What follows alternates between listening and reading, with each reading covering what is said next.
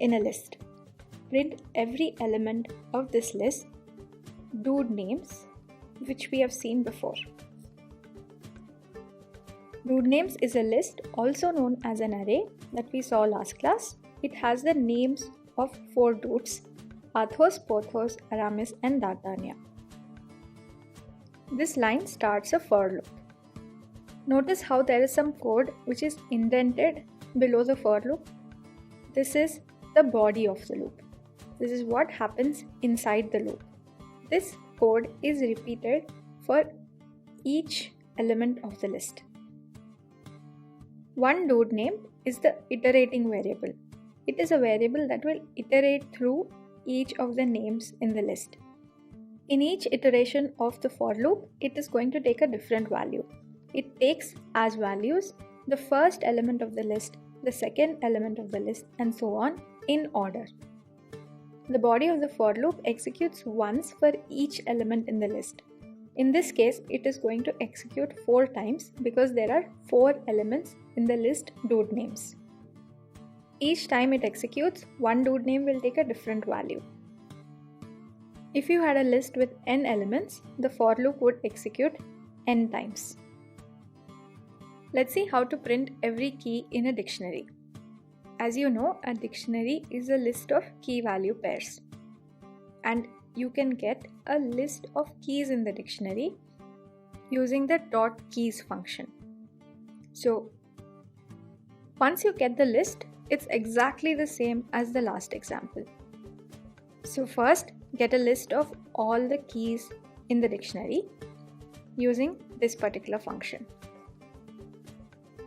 Now set up a for loop to iterate over this list. The iterating variable here is one key.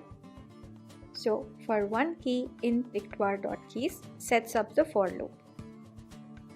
As before, the body of the loop will be executed as many times as there are keys in the list of keys.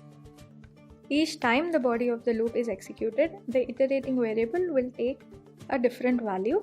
It will take the values of the keys in order. Let's try to print every value in a dictionary, just like we printed every key in a dictionary. Let's try a couple of different ways of doing this. The first method is to get a list of keys just like we did in the last example. Then, in the body of the loop, along with the key, print the value corresponding to that key. So here's method 1 and its code. For one key in victoire.keys, sets up the loop, and one key is the key for that particular iteration, and victoire of one key is the value for that particular iteration. Let's look at method 2. In this, let's just get only the list of values by using victoire.values. And like we did in the last example, iterate through each of the values in this list. Now the only catch is, given a value, we can't get the key easily. So if you want to print both the key and value, use the previous method. Notice this \n and how the output is printed after it. \n prints a new line so that everything following it will come in a new line, and \t prints a tab. So here are a couple of learnings from that last example.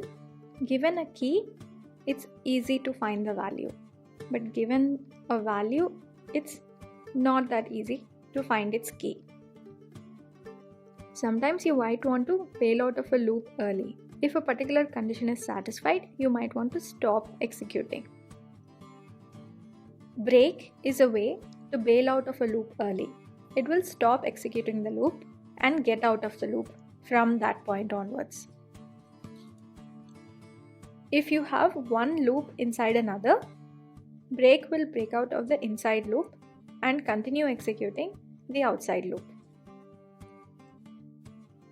Continue is a way to skip some of the code in the current iteration. So if some condition is satisfied, stop here and go on to the next iteration of the loop without going through the complete iteration for this particular value. It will move the iterating variable to the next value.